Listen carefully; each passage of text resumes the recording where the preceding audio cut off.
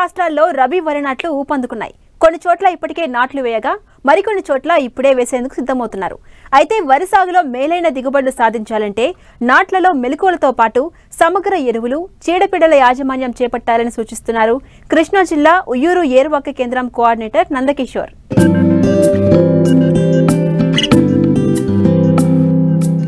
నీటి వసతి ఉన్న ప్రాంతాలలో రబీ వరి సాగులో రైతులు ఉత్సాహంగా ముందడుగు వేస్తున్నారు. ఇప్పటికే చాలా వరకు వరి నాట్లు పూర్తిగా వచ్చాయి. కొన్ని ప్రాంతాల్లో ఇప్పుడిప్పుడే వేస్తున్నారు. కొంతమంది డ్రమ్ సీడర్తో విత్తుతున్నారు. మరికొంతమంది నేరుగా వెదజల్లుతున్నారు. ముందుగా నాట్లు వేసిన ప్రాంతాల్లో వరి పైరు 10 నుంచి 20 రోజుల దశకు చేరుకుంది. అయితే వరి నాట్లు వేసేందుకు సిద్ధమవుతున్న రైతులు వరి పైరు ఏపుగా ఆరోగ్యంగా పెరగాలంటే ఎరువుల యాజమాన్యం పట్ల శ్రద్ధ వహించాలి. సాధారణంగా రబీ కాలంలో స్వల్పకాలిక రకాలను సాగు చేస్తారు కనుక వరి పైరులో పిల్లలు చేసే సమయం తక్కువ ఉంటుంది. అందువల్ల పంట దశను బట్టి సిఫారసు చేసిన ఎరువులను సమయానుకూలంగా అందించాలంటూ తెలియజేస్తున్నారు కృష్ణా జిల్లా ఉయ్యూరు ఏరువాక కేంద్రం కోఆర్డినేటర్ నందకిషోర్. ముఖ్యంగా రైతులు చాలా వరకు నాట్లు పెట్టడం జరుగుతుంది. అలాగే కొంతమంది నేరుగా విత్తనం వెదజల్లడం జరుగుతుంది. అలాగే కొంతమంది డ్రమ్ సీడర్తో కూడా ఈ విత్తనాన్ని వేసుకోవడం జరుగుతుంది. కాబట్టి ఏదైనా సరే ప్రధాన పొలం తయారు చేసుకునేటప్పుడు చాలా వరకు కూడా రైతులందరూ కూడా ఒక 3-4 సార్లు అయినా సరే కనీసం దమ్ము అనేది చేసుకోవాలి. ఈ దమ్ము మురగదమ్ము చేసుకున్నట్లయితే చాలా వరకు కూడా ఈ తెగుళ్ళన్నీ కూడా మనకి పొలం నుంచే ఆశిస్తాయి. కాబట్టి చాలా వరకు మురగదమ్ము చేసుకుంటే ఈ అగ్గి తెగులు కానివ్వండి, పొడ తెగులు కానివ్వండి, అలాగే కాండం కుళ్ళు తెగులు కానివ్వండి, ఇలాంటివన్నీ కూడా చాలా వరకు నశిస్తాయి. కాబట్టి రైతులు కనీసం 3 నుంచి 4 సార్లు దమ్ము చేసుకోవాలి. అలాగే మొదటి దమ్ముకి చివరి దమ్ముకి కనీసం 15 రోజులు వ్యవధి ఉండేలా చూసుకున్నట్లయితే మనకి ఈ ప్రధాన పొలం అంతా కూడా చక్కగా తయారై చదునుగా తయారవుతుంది. అలాగే ఈ నేల కూడా చక్కగా తోడుకుని నాట్లు పెట్టడానికి చాలా అనువుగా ఉంటుంది. అయితే మనకి రబీలో ఒక చదరం మీటర్కి 44 మూలలు ఉండేటట్లు చూసుకున్నట్లయితే మనకి అధిక దిగుబడి రావడానికి అవకాశం ఉంటుంది. ఇకపోతే నేరుగా విత్తుకునే పద్ధతులు అయితే మనం ఎకరానికి 12 నుంచి 15 కిలోలు విత్తనం సరిపోతుంది. ఇది నేరుగా వెదజల్లడం కానీ లేదంటే డ్రమ్ సీడర్తో వెదజల్లడం కానీ చేయాలి. ఈ పద్ధతిలో ముఖ్యంగా ఏంటంటే మనం ఈ విత్తనాన్ని 24 గంటలు నానబెట్టి ఒక 24 గంటలు మండి కట్టుకుని మనకి ఈ విత్తనం నుంచి ఈ ముక్కు పగిలితే అలాంటి దశలో మనం విత్తనాన్ని చల్లుకున్నట్లయితే సరిపోతుంది. ఇక డ్రమ్ సీడర్ విషయానికి వస్తే మనకి డ్రమ్ సీడర్లో ఈ ముక్కు పగిలిన తర్వాత ఎక్కువగా మనకి ఈ పొడుగ్గా మనకి మొలక అనేది రాకుండా చూసుకుని ముక్కు పగిలిన వెంటనే డ్రమ్ సీడర్లో వేసుకుని డ్రమ్ సీడర్ ద్వారా మనం విత్తుకున్నట్లయితే చక్కగా మనకి మొక్క అనేది ప్రధాన పొలంలో చక్కగా పెరిగి ఆరోగ్యవంతంగా రావడం అనేది జరుగుతుంది. ఇక రబీలో ఎరువుల విషయానికి వచ్చినట్లయితే మనకి ముఖ్యంగా మనకి నత్రజని, యూరియా రూపంలోనూ అలాగే భాస్వరం సింగిల్ సూపర్ ఫాస్ఫేట్ రూపంలో కానీ, డిఏపి రూపంలో కానీ, అలాగే పొటాషు మ్యూరేట్ ఆఫ్ పొటాష్ రూపంలో కానీ వేసుకోవాలి.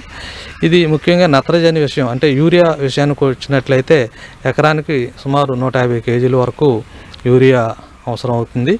అలాగే ఈ సింగిల్ సూపర్ ఫాస్ఫేట్ అయితే ఎకరానికి 225 కేజీలు, అలాగే డిఏపి రూపంలో అయితే ఎకరానికి 78 కేజీల వరకు అవసరం అవుతుంది. అలాగే మ్యూరేట్ ఆఫ్ పొటాష్ ఎకరానికి 40 కేజీలు అవసరం అవుతుంది.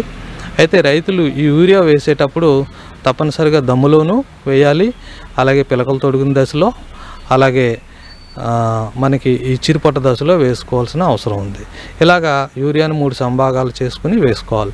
ఇకపోతే భాస్వరం, పొటాష్ విషయానికి వస్తే ఈ భాస్వరం అనే దాన్ని మనం డిఏపి రూపంలో కానీ సింగిల్ సూపర్ ఫాస్ఫేట్ రూపంలో కానీ వేసుకునేటప్పుడు మొత్తం భాస్వరం అంతా కూడా భూమిలోనే వేయాల్సిన అవసరం ఉంటుంది.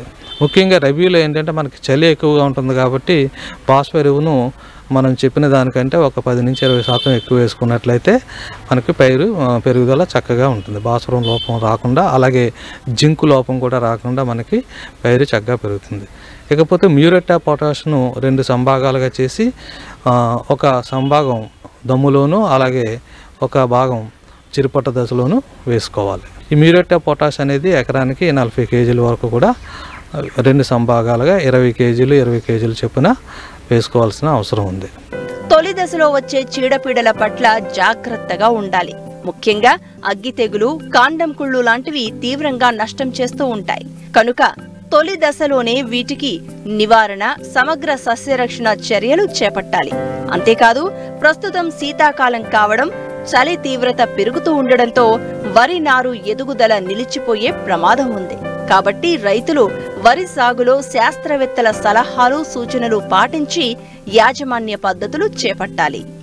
ఇకపోతే మనకి దాళవాలో ప్రధాన సమస్య ముఖ్యంగా మనకి ఒక్కోసారి నారుమడి దశలోనూ వస్తుంది, ఒక్కోసారి నారుమడి దశలో రాకపోయినట్లయితే ప్రధాన పొలంలో పిలకలో పెట్టే దశలో మనకి నాటిన ఒక వారం రోజుల నుంచి కూడా మనకి ఈ జింకు లోపం అనేది ఎక్కువగా గమనించడం జరుగుతుంది. ఈ జింకు లోపాన్ని రైతులు చాలా సులభంగా గుర్తించవచ్చు. ఈ జింకు లోపం గమనించినట్లయితే ఈ ఆకుల మీద తుప్పు మచ్చలు లాంటివి గమనించడం జరుగుతుంది. ఆకులన్నీ కూడా పెలుసుగా మారుతాయి. ఈ జింకు లోపం వచ్చిన పైరు ఎక్కువగా దుబ్బు చేయకుండా, ఎక్కువగా ఎత్తు పెరగకుండా మనకి కుచించుకుపోవడం అనేది రైతులు గమనించవచ్చు. ఈ విధంగా పైరు ఎప్పుడైతే గమనించారో మీరు దాన్ని జింకు లోపంగా గుర్తించి సరైన సస్యరక్షణ చర్యలు చేపట్టాలి. ఈ జింకు లోపం నివారణకు మనకి ప్రధాన పొలంలో ప్రతి 3 సీజన్లకు ఒకసారి 20 కేజీల ముడి జింకును వేసుకోవడం ఒక పద్ధతి.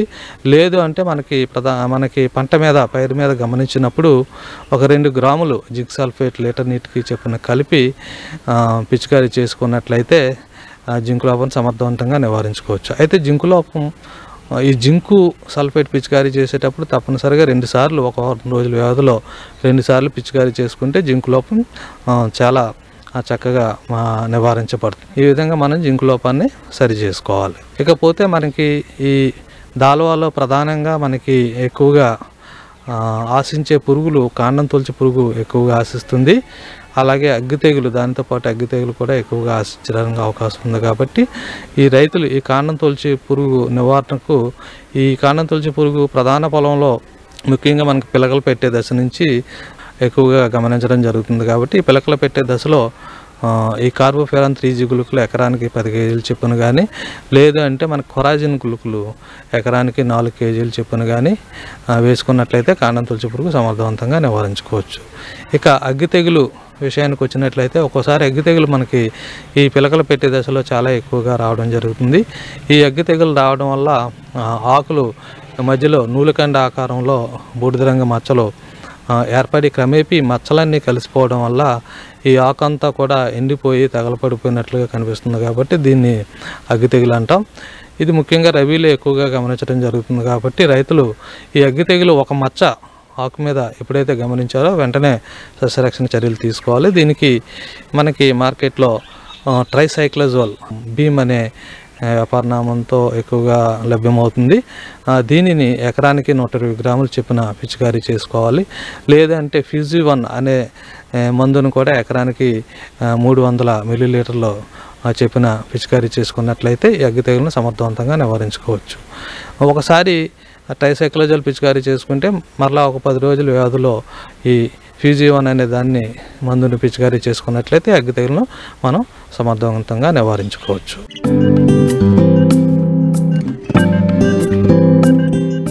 నూనె గింజల పంటల్లో ప్రధానమైన పంట వేరుశనగ. ముఖ్యంగా ఈ పంటను యాసంగిలో, రాయలసీమ, ఉత్తరాంధ్ర, తెలంగాణ జిల్లాల్లో అధికంగా సాగు చేస్తుంటారు. ప్రస్తుతం పంట వివిధ దశల్లో ఉంది. వేరుశనగలో ముఖ్యంగా పూత దశ, గింజకట్టె దశలో ప్రత్యేక జాగ్రత్తలు తీసుకోవాలి. ఈ సమయంలో చీడపీడలు పంటకు ప్రధాన సమస్యగా మారతాయి. వీటి నివారణకు చేపట్టాల్సిన సమగ్ర సస్యరక్షణ తెలియజేస్తున్నారు కరీంనగర్ జిల్లా పొలాస వ్యవసాయ పరిశోధనా స్థానం శాస్త్రవేత్త డాక్టర్ రేవతి.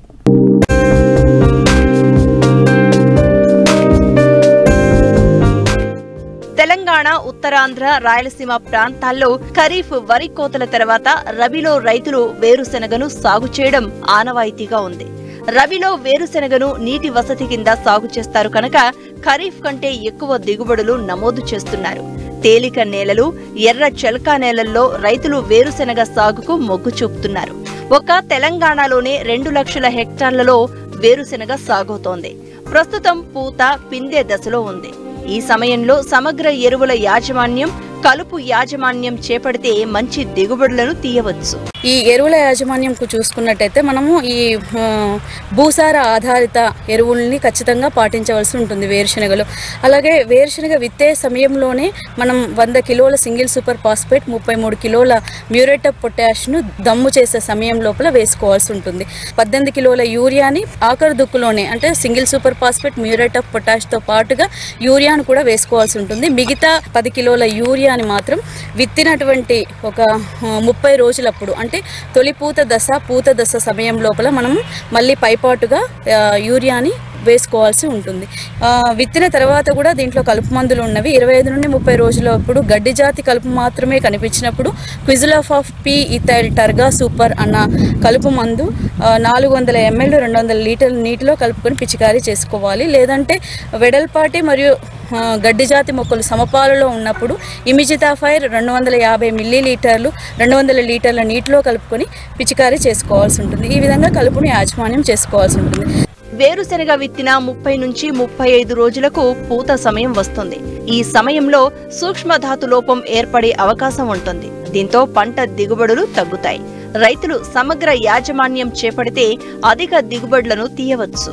పూత దశ, కాయ ఏర్పడే దశ, గింజలో కాయ ఏర్పడే దశలు అన్నవి చాలా ముఖ్యమైన దశలు. ఈ ముఖ్యమైన దశల లోపల నీటి ఎద్దటికి గురి కాకుండా చూసుకోవాల్సి ఉంటుంది. అలాగే మనము సూక్ష్మధాతు లోపాలు ఈ వేరుశనగలో గమనించినట్టయితే జింక్ అన్నది బాగా కనిపిస్తుంది. ఈ జింక్ లోపం కనిపించినప్పుడు మొక్కలు అన్ని కూడా చిన్నవిగా ఉండి గుబురుగా ఉంటవి. అవి మొక్కలు గిడిసబారినట్టు కనిపిస్తవి. పసుపచ్చ రంగులోకి మారుతూ ఉన్నప్పుడు జింక్ సల్ఫేటు 200 గ్రాములు 200 లీటర్ల నీటిలో కలుపుకొని 2 సార్లు పిచికారీ చేసుకోవాలి వారం వ్యవధి లోపల. తర్వాత ఎనుపు ధాతు లోపం కూడా కనిపిస్తుంది. కొత్తగా వచ్చేటువంటి ఆకులన్నీ కూడా చిగురు ఆకుపచ్చ రంగులో మారిపోయి దాంట్లో ఉన్నటువంటి పత్రహారితం అంతా కోరిపోయి తెలుపు వర్ణంలోకి వచ్చినప్పుడు మనం దాన్ని గమనించుకొని అన్నభేది 5 ml 10 లీటర్స్ ఆఫ్ వాటర్లో కలుపుకొని పిచికారీ చేసుకోవాల్సి ఉంటుంది. వారం రోజుల్లో 2 సార్లు చేసుకోవాలి. ఈ విధంగా సూక్ష్మ పోషకాలు కూడా మనం వేరుశెనగ మొదటి నుంచి పలు విధాల చీడపీడలు ఆశిస్తూ ఉండడం పరిపాటి. విత్తన శుద్ధి నుంచి పంట చివరి దశ వరకు ఆయా పురుగులు, తెగుళ్ల నివారణకు తగిన చర్యలు తీసుకోకుంటే నాణ్యత లేకపోవడమే కాక దిగుబడులు గణనీయంగా పడిపోయి రైతులు నష్టపోతూ ఉంటారు. వేరుశనగలో వచ్చేటువంటి ప్రధానమైన పురుగులు, తెగుళ్ళు ఈ రబీకి చూసుకున్నట్టయితే మనకి వేరుశనగలో తామర పురుగు బాగా వచ్చే అవకాశం ఉంది. అలాగే పచ్చదీపపు పురుగు వచ్చే అవకాశం ఉంది. ఈ తామర పురుగు, పచ్చదీపపు పురుగు వచ్చినప్పుడు మనకు తామర పురుగులు ఏమో తెల్లగా ఉండి కనిపించకుండా ఉండి అడుగు బాగానే చేరి పీలుస్తూ ఉంటాయి. అలాగే పచ్చదీపపు పురుగులు ఆకుపచ్చ వర్ణంలో ఉండి వి ఆకారం లోపల మనకి దాని యొక్క సిమ్టమ్ కనిపిస్తుంది. ఎల్లోయింగ్ ఆకులపైన అంతా ఎల్లో చేస్తుంది. అలాంటి సమయం లోపల థయోమిథాగ్జామ్ 200 గ్రాములు 200 లీటర్ల నీటిలో కలుపుకొని పిచికారీ చేసుకోవాల్సి ఉంటుంది. అలాగే దీంట్లో ఆకుముడత పురుగు వచ్చే అవకాశం ఉంది. ఈ రబీకి ఆకుముడత పురుగు వచ్చినప్పుడు ఆకులన్నీ కూడా కొత్తగా వచ్చే ఆకులన్నింటిని కూడా అది కలిపేసి చిన్న లార్వా దాంట్లో ఉంటుంది. అలాంటి టైం లోపల వేప నూనె 5 ml 1 లీటర్ నీటిలో కలుపుకొని పిచికారీ చేసుకోవచ్చు. లేదంటే అది కాకుండా కూడా మనకు మోనోక్రోటోఫాస్ అయితే 320 గ్రాములు 200 లీటర్ల నీటిలో కలుపుకొని పిచికారీ చేసుకోవాల్సి ఉంటుంది. పొగాకు లద్దె పురుగు వచ్చే అవకాశం ఉంది. ఈ పొగాకు లద్దె పురుగు వచ్చినప్పుడు మాత్రం సమగ్ర సస్యరక్షణ చర్యలు పాటించవలసి ఉంటుంది.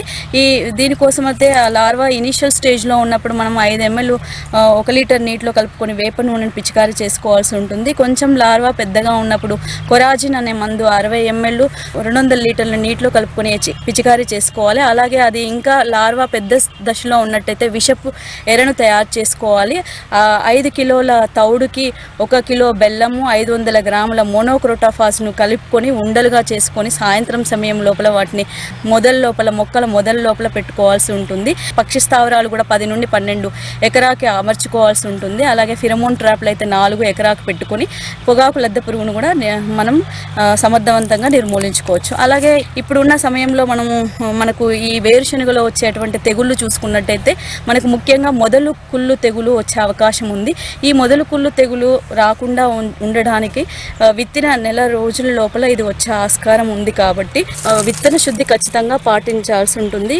అది 1 గ్రాము ట్యూబికోనాజోల్ తోటి విత్తన శుద్ధి చేసుకోవాల్సి ఉంటుంది. విత్తన శుద్ధి చేసుకున్న తర్వాత కూడా మనకి ఇంకా మొదలుకుళ్ళు తెగులు కనిపించినట్టయితే 1 గ్రాము కార్బండైజిము అన్న మందును మనం 1 లీటర్ నీటిలో కలుపుకొని పిచికారీ చేసుకోవాల్సి ఉంటుంది. అలాగే విత్తిన 30 రోజుల తర్వాత తిక్క ఆకుమచ్చ తెగులు కనిపించే ఆస్కారం ఉంది. ఈ తిక్క ఆకుమచ్చ తెగులను మనం నివారించుకోవడానికి కోసమని క్లోరోథాలోనిల్ అన్న మందు 400 గ్రాములు 200 లీటర్ల నీటిలో కలుపుకొని పిచికారీ చేసుకోవాల్సి ఉంటుంది.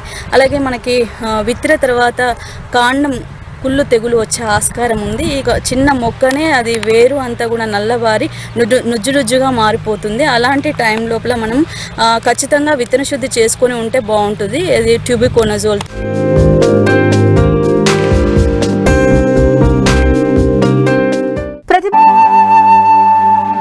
Vijayawada Siddhartha institute of hotel management మైదానంలో ఏర్పాటు చేసిన rose exhibition agri horticulture show అందరినీ విశేషంగా ఆకట్టుకుంది. Rose society of Andhra Pradesh, హరితప్రియ plants lover society, municipal corporation సంయుక్తంగా నిర్వహించిన ఈ ఎగ్జిబిషన్లో దేశంలోని పలు రాష్ట్రాల నుంచి నర్సరీ నిర్వాహకులు పాల్గొని తమ ఉత్పత్తులను ఈ ప్రదర్శనలో ఉంచారు.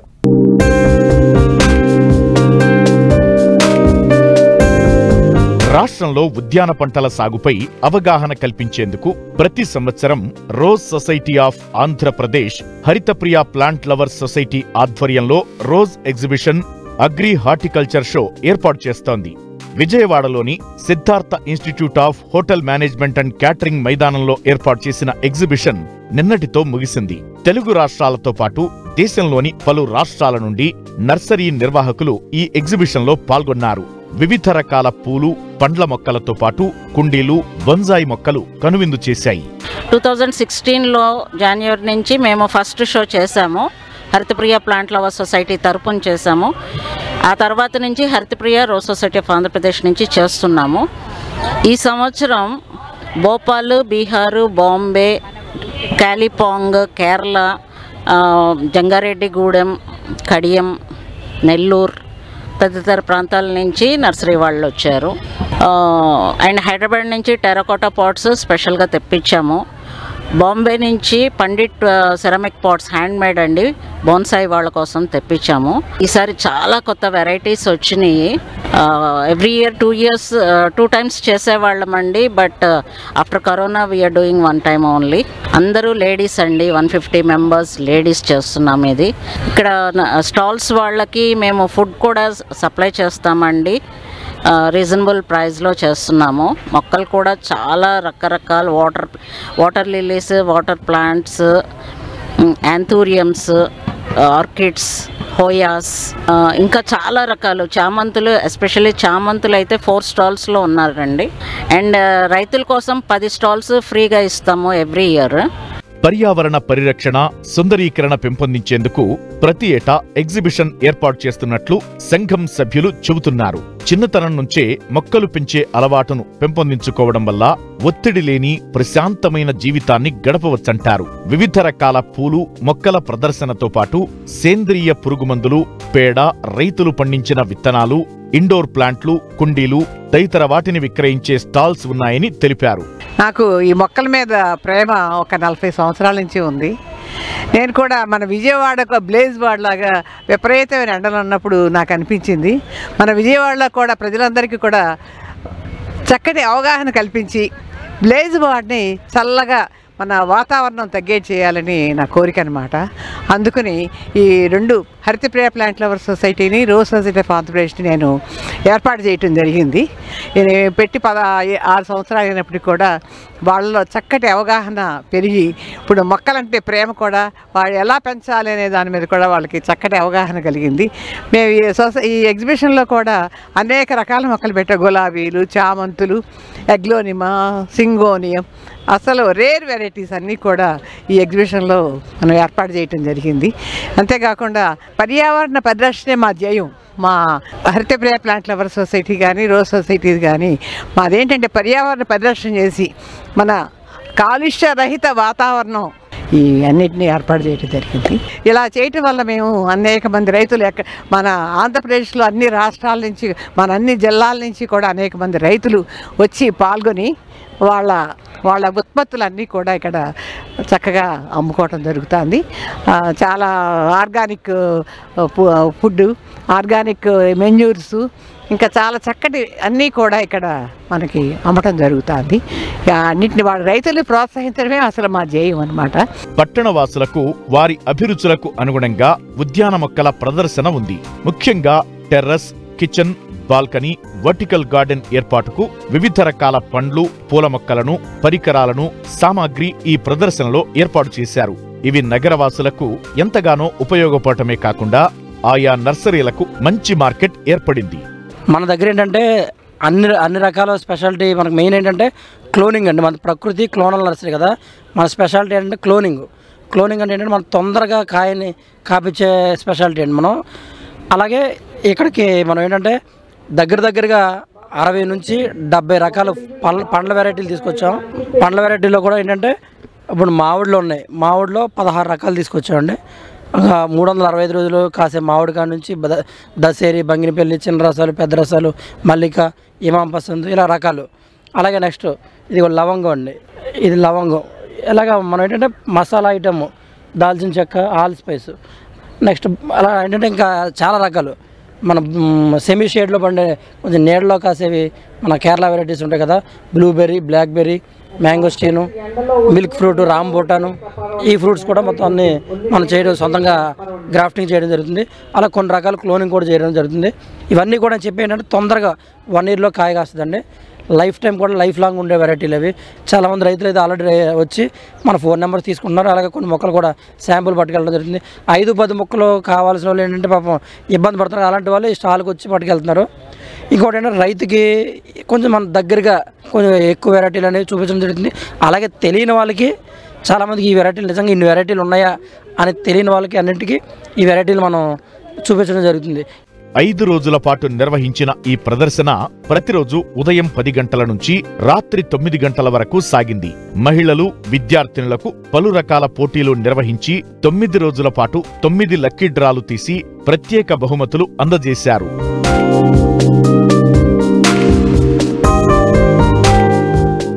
మరిన్ని ఆసక్తికరమైన విశేషాలతో ప్రతిభా బయోటెక్ కోకోలి సమర్పించు మట్టి మనిషి కార్యక్రమంలో మళ్ళీ కలుసుకుందాం. అంతవరకు సెలవు. నమస్కారం.